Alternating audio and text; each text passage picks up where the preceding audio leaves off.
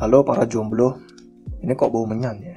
Gimana kabar mantan? Aman? Semoga stok sabun selama sebulan juga masih aman. Seperti biasa, untuk menemani malam kamu yang kesepian dan hanya ditemani kenangan mantan, hari ini saya akan membawakan sebuah cerita seram yang kayaknya agak lumayan panjang ya. Judulnya Tersesat di Desa Santet. Cerita yang ditulis oleh penulis cerita horor seperti biasa senior saya pas kuliah di MIT, jurusan perdukunan, yaitu Mas Bristory. Kayaknya cerita ini bakal jadi ada dua bagian ya soalnya pas nulis naskahnya padahal udah saya usahain persingkat tapi tetap aja tiap bagiannya terlalu menarik untuk dilewatkan. Jadi ini adalah sebuah kisah beberapa pemuda yang hilang berbulan-bulan di sebuah desa dan ditemukan dengan keadaan yang mengenaskan, kurus kering, serta wajah yang pucat. Semua warga berpikir bahwa mereka semua itu sudah mati. Dan kejadian ini terjadi di sebuah pulau Jawa. Di sana ada satu desa yang melakukan berbagai ritual hanya untuk menyantet seseorang. Menurut mereka itu adalah hal yang lumrah. Oh iya, spoiler sebentar, nanti ada bagian cerita yang beradegan dewasa. Tapi tenang, masih aman untuk didengarkan karena dengan keahlian goyang jari saya sudah mengubahnya menjadi ramah di telinga, mata, dan lidah Anda. Dan juga ada percakapan-percakapan yang menggunakan bahasa Jawa. Jadi untuk mempersingkat nanti saya langsung ubah ke bahasa Indonesia aja, biar singkat dan kamu paham. Ini kok bau menyan sih? Oke, keburu ngantuk, seperti biasa kenakan headset, selaraskan punggung dan sandaran, siapkan marimas dan rengginang, tutup jendela kamar takut ada beb kunti muncul. Silakan rebahan. Udah? Oke. Intro dulu.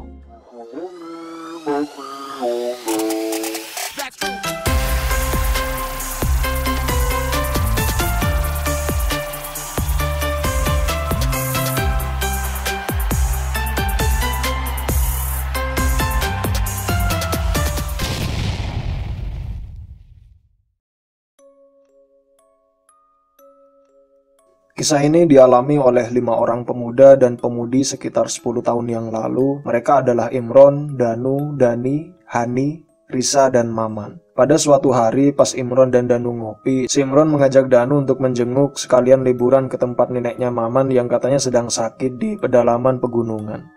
Tepatnya di Gunung Es. Dan setelah banyak perbincangan, akhirnya Danu setuju dan memutuskan mengajak adiknya, yaitu Dani. BTW, Danu dan Dani ini saudara kembar ya, cuma lahir beda 1 jam doang. Dan Danu adalah kakaknya, si Dani adalah adiknya. Danu kakak, Dani adik. Ya, supaya diingat. Karena si Imron juga mengajak ceweknya, yaitu si Hani, maka diputuskan juga Danu juga membawa kekasihnya namanya Risa. Dan di antara 5 orang ini, Imron ini satu-satunya orang yang peka dan bisa melihat hal-hal yang begituan. Melihat hal-hal goib lah istilahnya. Dan singkat cerita, seminggu kemudian mereka sudah siap berangkat dan siap menuju rumah si Maman yang rencananya akan menaiki mobil bersama menuju tempat neneknya Maman di pedalaman pegunungan. Karena si Maman ini anak dari pengusaha kaya, mobilnya banyak, rumahnya luas, pokoknya keluarganya mapan lah. Dan setelah sampai di rumah Maman, berangkatlah mereka bersama ke Gunung Es, tempat si nenek Maman tinggal. Katanya tempatnya sangat terpencil, sehingga jarang sekali yang menghuni tempat itu. Menurut pengakuan Maman, pada mulanya neneknya disuruh pindah ke kota saja untuk tinggal bersama keluarga Maman, tapi neneknya menolak. Ia hanya ingin tinggal di desa pedalaman itu. Dan untuk mencapai rumah si nenek membutuhkan waktu 6 jam untuk sampai di sana. Namun setelah sampai, mereka tidak langsung membawa mobil ke rumah nenek langsung karena akses jalannya yang tidak bisa dilalui oleh mobil, dan mereka memutuskan untuk menitipkan mobil ke tempat penitipan dan memutuskan berjalan kaki menuju rumah nenek si Maman. Dan disinilah awal kisah itu bermula. Ya udah Man, pimpin perjalanan lah. Kita kan nggak tahu di mana tuh rumah nenek kamu. Aku kesini aja baru pertama kali, kata Danu. Maman mengangguk menyadari karena dia berada di paling belakang setelah memarkirkan mobilnya. Mata Dani memeriksa pepohonan yang menjulang tinggi sambil berjalan mengikuti langkah Maman yang berada di depannya. Matanya menangkap sebuah tulisan terpampang jelas dari papan yang tertempel di sebuah pohon.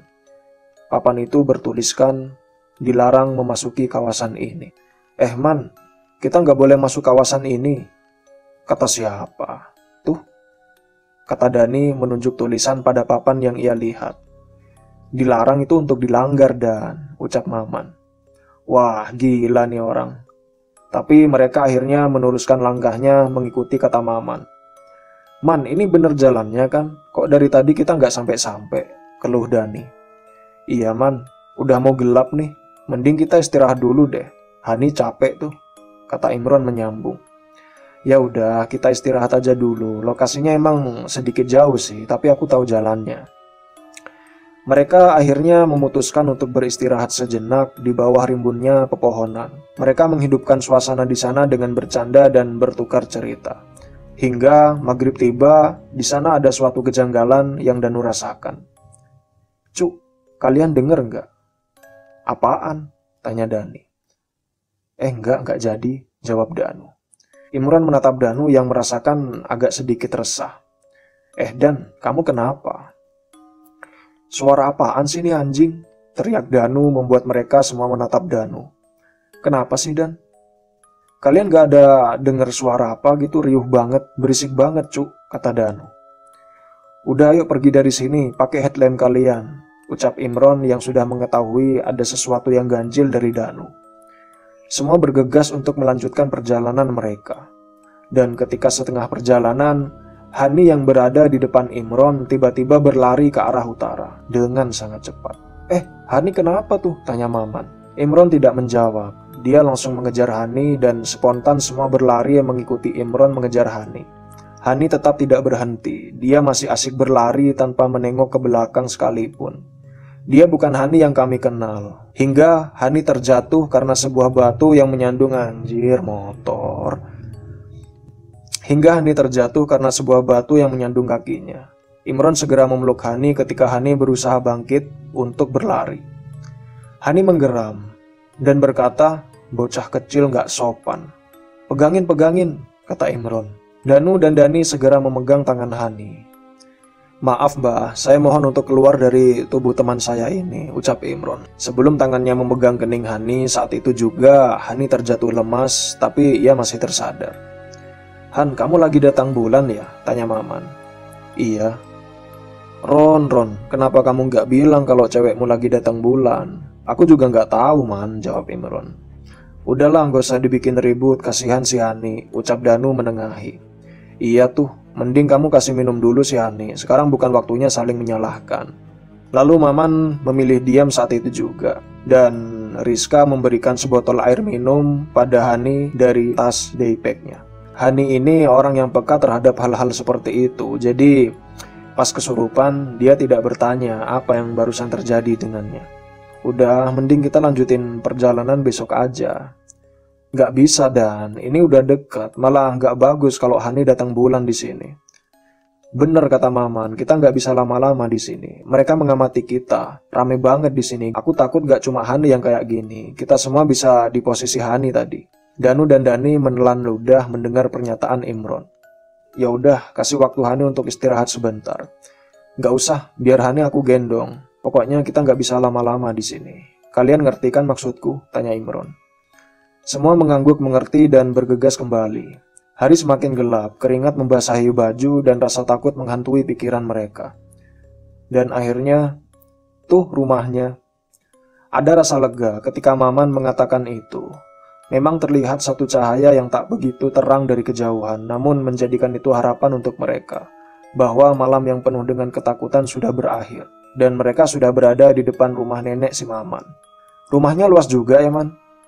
Jelas lah, kan aku yang merenovasi rumahnya, disuruh ibuku. Jadi gak usah takut nyasar, karena aku udah berkali-kali kesini. Ya udah, ayo masuk. Danu dan Dani kaget ketika pintu itu dibuka dan di sana ada seorang nenek tua dengan rambut penuh dengan uban. Tapi panjangnya semata kaki, sedang berdiri tepat di depan pintu tersebut seperti menunggu kedatangan kami. Selamat datang, kata nenek si Maman. Maman menyalami neneknya segera diikuti kami yang bergantian mencium tangannya. Nenek aku nggak bisa ngomong bahasa Indonesia dengan jelas, jadi kalau ketemu orang kayak kalian gini dia lebih banyak diam sebenarnya, jadi harap maklum ya, kata Maman. Oh iya Man, nggak apa-apa kok, kita ngerti, kata Danu sambil menatap neneknya Maman. Antar teman-temanmu ke kamarnya, kata neneknya Maman. Iya. Sebelum nenek Maman pergi, dia sempat menatap Danu lalu terselip senyum di bibirnya. Danu membalas tatapannya hingga nenek itu pergi dengan menyeret satu kakinya. "Udah, ayo aku antar ke kamar kalian biar kalian bisa istirahat," kata Maman. Mengerti, pasti mereka sangat lelah dengan perjalanan yang mereka lalui sebelumnya. Akhirnya Maman mengantar teman-temannya ke kamarnya masing-masing. Danu, Dani, dan Imron satu kamar. Di sebelah kamarnya ditempati oleh Hani dan Risa. Lalu Maman sendiri di kamar depannya Danu. Sekitar pukul 9 malam terdengar suara ketukan pintu dari kamarnya Danu. "Siapa itu?" "Gak tahu. Coba lihat sana, Dani." Akhirnya Dani memutuskan untuk melihat siapa di balik pintu kamarnya. Dan di sana ada seorang wanita muda, cantik, membawakan nampan dengan 3 cangkir di atasnya. "Ini tehnya, Den." "Loh, kami nggak pesen teh. Disuruh ibu." "Oh, ya udah, makasih ya, Mbak." Dia hanya membalas senyum dan Dani meraih nampan itu dari kedua tangannya, lalu memberikan teh itu kepada Imron dan kakaknya si Danu. "Siapa itu? Kok ngasih teh?" "Pembantu kayaknya deh, soalnya katanya disuruh ibu. Mungkin maksudnya itu neneknya si Maman." "Oh, ya udah, bagus deh. Ternyata baik banget neneknya itu. Mungkin dengan kedatangan kita membuat dia terhibur, kan di sini sepi banget." "Ya bisa jadi sih. Ya udahlah, aku mau tidur, ngantuk." Pagi harinya semua berkumpul di ruang makan untuk sarapan pagi, kecuali neneknya Maman. "Nenek kamu mana, Man? Kok nggak ikut makan?" "Mungkin masih tidur," jawab Maman. Mereka menyantap hidangan lauk pauk di atas meja itu dengan nikmat, hingga Dani teringat wanita yang memberikan teh semalam. "Man, pembantu nenek kamu cakep juga." "Pembantu?" "Iya, yang semalam kasih teh ke kita bertiga." "Nenek aku sendirian aja di sini, nggak ada siapa-siapa selain dia." "Jangan bercanda deh, Man. Tuh, kalau nggak percaya tanya aja sama nenekku," kata Maman yang melihat neneknya hendak bergabung di meja makan tersebut. "Kenapa, Le?" "Ini loh, Nek, teman-teman gue semalam dikasih teh sama gadis cantik yang mengaku pembantu di sini." Neneknya Maman tertawa. "Kamu ingin tahu siapa dia? Dia adalah arwah penasaran dari pendaki yang terjatuh di jurang gunung es itu. Gunung inisial S ya, maksudnya bukan gunung es yang dingin. Gunung inisial S," kata nenek Maman terkekeh. Dani menatap Danu dan Imron bergantian. "Berarti yang saya minum semalam itu apa?" tanya Dani. "Darah," jawab nenek Maman singkat. Dan mereka terdiam dengan pernyataan nenek Maman tadi. Sontak Danu, Dani, dan Imron berdiri dari meja makan. "Permisi, Nek." "Kalian mau kemana? Bukannya dihabisin makanannya? Mubazir nih." "Aku nggak nafsu makan, Man." "Sama, Man, aku juga nggak nafsu. Seumur-umur aku nggak pernah minum darah, kecuali kalau kuku tangan aku berdarah, itu juga aku emut-emut biar nggak sakit," kata Dani dengan raut wajah mual. Akhirnya mereka bertiga pergi menuju kamar mandi. Lalu mereka muntah secara bergantian di kamar mandi.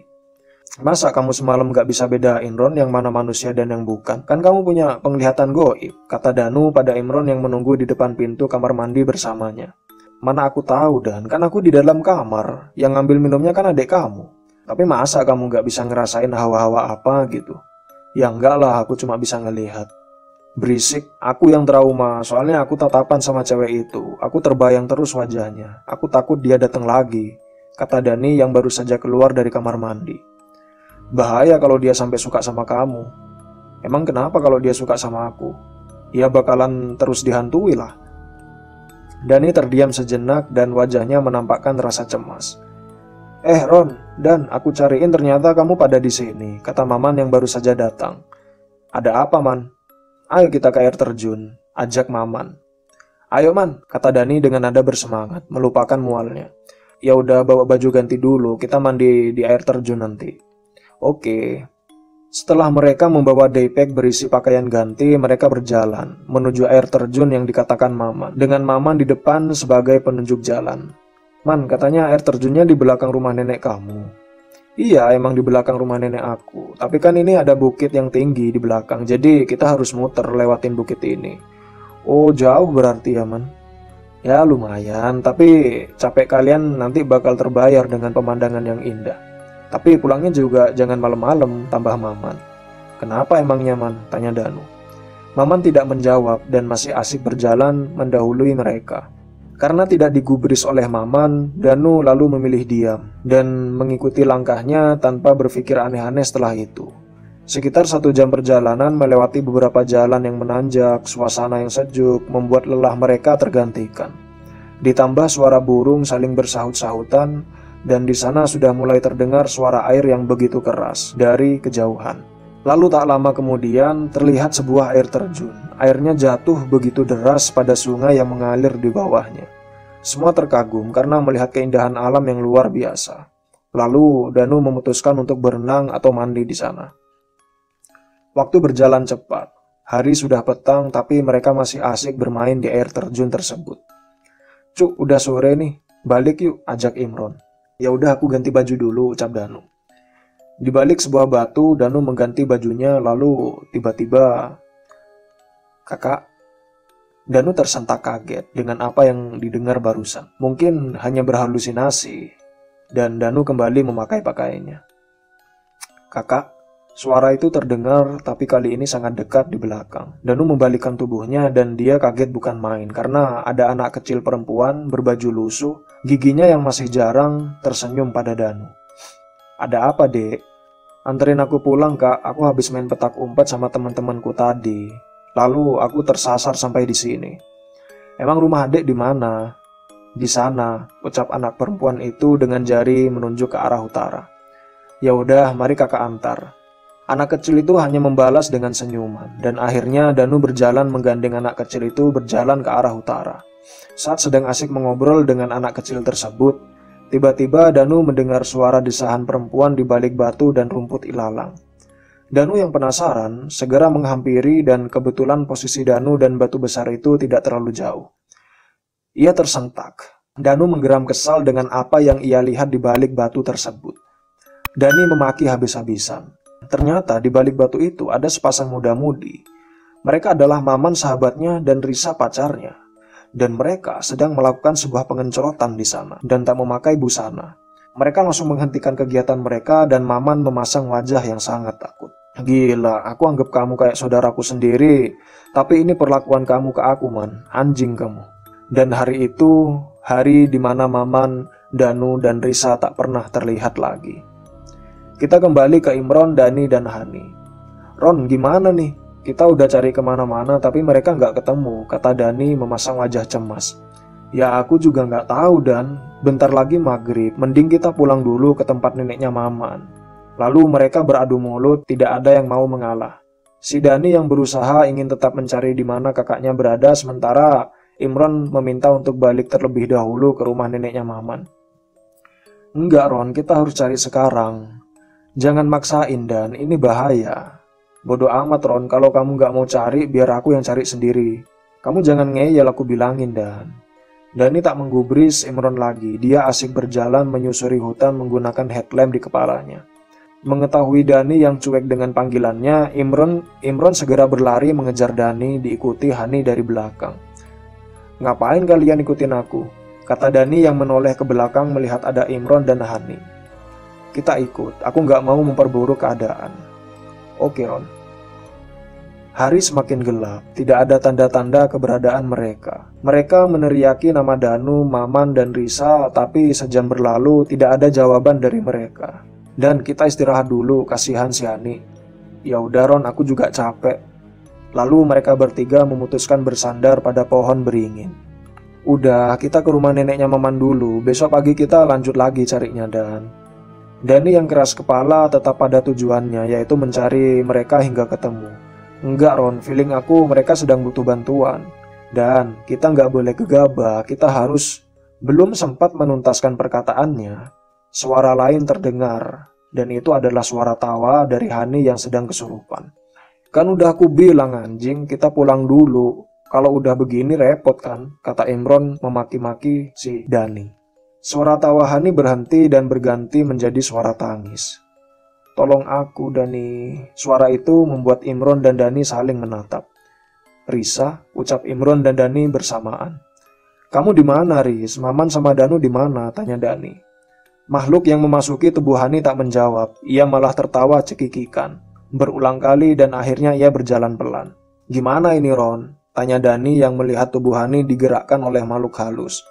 Ikutin aja, siapa tahu itu sebuah petunjuk, jawab Imron. Yakin kamu mau ngikutin setan, ucap Dani. Lalu Imron hanya diam. Imron dan Dani masih mengikuti Hani yang kadang tertawa dan menangis. Agak sedikit ngeri dalam diri Dani. Namun harus ia patahkan ketakutan itu demi mencari kakaknya si Danu. Loh, kok ada desa, Ron? Bukannya rumah neneknya Maman yang satu-satunya di sini? Aku juga belum tahu ada desa di sini, jawab Imron. Nampak desa itu begitu sepi dan minim penerangan, tapi terlihat samar-samar ada orang yang berada di desa itu, sedang duduk di masing-masing halaman rumahnya. Tuh, tapi ada orang, Ron, kata Dani. Imron terdiam dan masih menatap orang yang tinggal di dalam desa tersebut. Saat hampir masuk ke dalam gerbang tersebut, Imron menarik tangan Hani dan Hani bersamaan. Kenapa, Ron? Kita pergi dari sini, kata Imron, sedikit berlari menjauhi desa tersebut sambil menarik tangan keduanya. Tapi Dani menghentikan langkahnya. Enggak, aku akan tetap ke sana. Aku yakin Danu, Risa, dan Maman ada di sana. Imron emosi kali ini. Ia meloloskan bogem ke Dani karena kali ini Imron serius dan Dani tetap saja keras kepala. Dani yang tidak terima dengan perlakuan Imron segera membalas dengan bogem mentahnya. Dan saat itu terjadilah baku hantam antara Dani dan Imron. Tidak ada yang mau mengalah, mereka berdua babak belur dihajar rindu. Bukan rindu. Tapi entahlah, mereka benar-benar serius dalam pertarungan tersebut. Hingga mereka menyadari bahwa Hani berjalan ke arah desa tersebut. Dan dia tidak sendiri, melainkan ada seorang perempuan yang menggandeng tangannya.